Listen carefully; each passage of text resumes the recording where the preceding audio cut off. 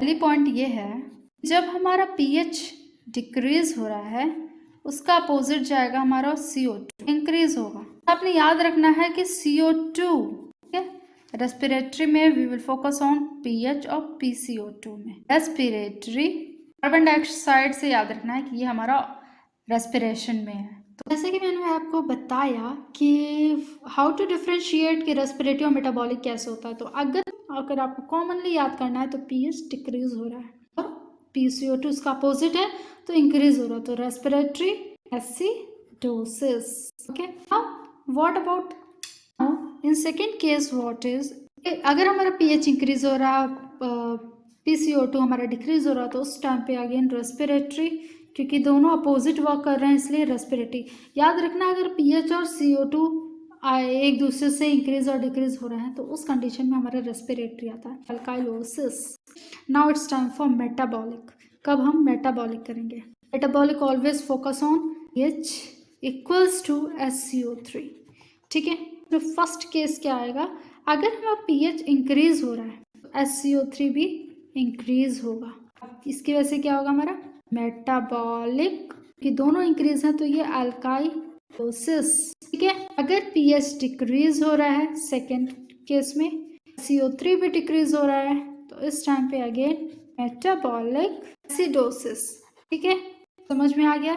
तो इसलिए हम इसको एक तरह का फॉर्मेट देते हैं कि हम क्या करेंगे। आप देखेंगे ऐसा होता है कि रेस्पिरेटरी मेटाबॉलिक एसिडोसिस और अल्काइलोसिस, ठीक है। यहाँ पे हमारा एसिडोसिस दोनों में हम देखेंगे। पहला क्या है, अगर pH एसिडोसिस है तो pH डिक्रीज होगा प्लस CO2 इंक्रीज होगा, PCO2, तो इस टाइम पे क्या होगा हमारा रेस्पिरेटरी एसिडोसिस की तरफ जाएगा, ठीक है।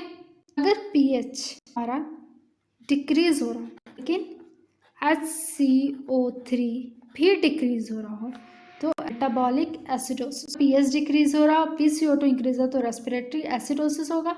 अगर हमारा pH डिक्रीज हो रहा और SCO3 भी डिक्रीज हो रहा तो मेटाबॉलिक एसिडोसिस है। एल्कोलोसिस में क्या है, pH इंक्रीज होगा तो एल्कोलोसिस की तरफ जाएगा। इसका अपोजिट होता है PCO2, वो क्या होगा डिक्रीज होगा, तो ये हो गया रेस्पिरेटरी अल्काइलोसिस। अगर हमारा pH जो है इंक्रीज हो रहा है प्लस SCO3 भी इंक्रीज हो रहा है तो उस कंडीशन में हमारा मेटाबॉलिक अल्काइलोसिस, ठीक है। अब बात करेंगे हमारा कंपनसेटरी कब होता है। कंपनसेटरी कब होता है कि जब तीनों कंपोनेंट हो, pH भी प्रेजेंट हो, SCO3 भी प्रेजेंट हो और PCO2 भी प्रेजेंट हो। एसिडोसिस कब बनता है वो, एसिडोसिस में हम क्या करते हैं, pH ले लिया, CO3 भी ले लिया, CO2 भी ले लिया। हमें पता है ये दोनों इक्वली वर्क करते हैं लेकिन ये दोनों अपोजिट वर्क करते हैं, ठीक है। इसलिए अगर हमारा pH डिक्रीज हो रहा है, क्योंकि एसिडोसिस है तो pH डिक्रीज हो रहा तो PCO2 भी डिक्रीज होगा और SCO3 इसका इंक्रीज हो रहा और SCO3 भी डिक्रीज हो रहा है, ठीक है। क्योंकि pH इक्वल्स टू SCO3 लेकिन pH is opposite to PCO2, तो इस कंडीशन में क्या होगा, क्योंकि ये दो चीज़ सेम हो रही हैं तो हमारा आएगा, यहाँ पे एसिडोसिस बन रहा है ना, तो ये बनेगा हमारा respiratory acidosis compensated metabolic acidosis. हमेशा pH PCO2 के साथ देखेंगे, अगर ये दोनों है और ये दोनों एक इंक्रीज एक डिक्रीज हो रहा है तो उस टाइम पे हमारा जो रेस्पिरेटरी एसिडोसिस। दूसरी पॉइंट आती है हमारी, ये थी पहली पॉइंट। दूसरी पॉइंट आएगी हमारी again pH CO3 PCO2, same वही चीज़, ये अपोजिट ये इक्वल्स।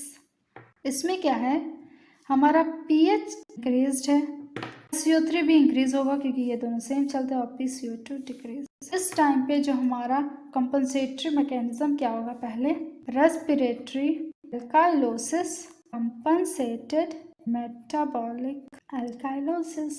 ये सारा इंक्रीज है इन दोनों में तो अल्काइलोसिस की तरफ है, इसलिए अल्काइलोसिस वर्ड यूज हो रहा है। अब हमारी थर्ड क्या चीज आती है, तीसरी पॉइंट है, pH है, CO3 है, PCO2 है, अगेन सेम अपोजिट इक्वल्स। इस कंडीशन में क्या होता है, सारा कुछ इंक्रीज हो रहा है कि यहाँ पे ये गड़बड़ी चल रही है, ये भी इंक्रीज हो गया, ये भी इंक्रीज हो गया, तो वी विल डू फॉर, ये कंपनसेटरी हो रहा है, we will focus on this क्योंकि अभी तक का था हम इन दोनों पे ही फोकस कर रहे थे, ये इंक्रीज़ हो रहा है, ये डिक्रीज़ हो रहा है, लेकिन अभी क्या हो रहा है, ये भी इंक्रीज़ हो रहा है, ये भी इंक्रीज़ हो रहा है, ये भी। तो इस टाइम पे हमारा मेटाबॉलिक की तरफ जाएगा रेदर एंड रेस्पिरेटरी, ठीक है, क्योंकि सारा कुछ इंक्रीज़ हो रहा है। तो अब क्या होगा, क्योंकि ये चीज़ इंक्रीज़ की तरफ है, तो इस वजह से ये पॉइंट बनेगी हमारी metabolic alkalosis, compensated respiratory alkalosis. Same voice क्या होगा, हमारा फोर्थ सिचुएशन आएगी PH SCO3 PCO2, same opposite equals, ये सारा कुछ डिक्रीज। इस टाइम पे क्या होगा कि जब ये चीज़ देखोगे आप, पीएच और PCO2 दोनों डिक्रीज हो रहे हैं और पीएच PCO2 दोनों इंक्रीज हो रहे हैं, तो इस टाइम पे हमारा मेटाबॉलिक पे फोकस करेंगे हम। ये मेटाबॉलिक का कंपनसेटरी है, मेटाबॉलिक हो रहा है।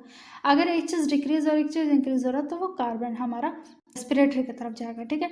अब मेटाबॉलिक एसिडोसिस, क्योंकि सारा कुछ डिक्रीज हो रहा है, कंपनसेटेड रेस्पिरेटरी एसिडोसिस। तो ये थी हमारी कुछ कंडीशन जिसके थ्रू मैंने आपको सारा कुछ बताने की कोशिश की है कि ABG एनालिसिस हम कैसे करते हैं। तो आपको पता चल गया होगा PH SCO3 PCO2 क्या होता है, उसकी नॉर्मल वैल्यूज़ क्या होती है, उसकी वजह से मेटाबॉलिक एसिडोसिस कैसे पता करते हैं, कंपनसेटरी मैकेनिज्म अगर एसिडोसिस की है तो कैसे पता चलेगा, रेस्पिरेटरी है कंपनसेटेड है कि मेटाबॉलिक है कंपनसेटेड है, सारा कुछ आपको अच्छे से समझ में आ गया होगा। फाइनल पॉइंट आती है हमारी मेटाबॉलिक की, एक पॉइंट रह गई है PO2 या फिर O2 की, जिसकी मैंने आपको नॉर्मल वैल्यूज़ बताई थी 80 to 100% ऑफ ऑक्सीजन जो होता है हमारा SpO2 के थ्रू हम दिखाते हैं, ठीक है। इस कंडीशन में क्या हो जाता है, अगर हमारा ऑक्सीजन PO2 इंक्रीज हो जाता है, फिर O2 इंक्रीज हो जाता है, दैट इज मोर देन 100 हो जाता है, 106 110 160 etc, तो उस टाइम पे हम कहते हैं इसको हाइपरऑक्सीमिया, ठीक है, ये कहते हैं। लेकिन इन केस हमारा PO2 या O2 डिक्रीज हो जाता है, दैट इज लेस देन 80, कुछ भी 75 65 55 एट्सेट्रा, इस टाइम पे इसको हम कहेंगे हाइपोक्सीमिया, हाइपरऑक्सीमिया या हाइपोक्सीमिया, हाइपरऑक्सीमिया या हाइपोक्सीमिया, तो ये होती है। तो टिल डेट ये थी सारी जो भी डाउटफुल चीज़ थी ABG एनालिसिस का, तो ये पूरा था। तो होप आपको समझ में आ गया होगा। If so please do like share and subscribe to my channel and thank you.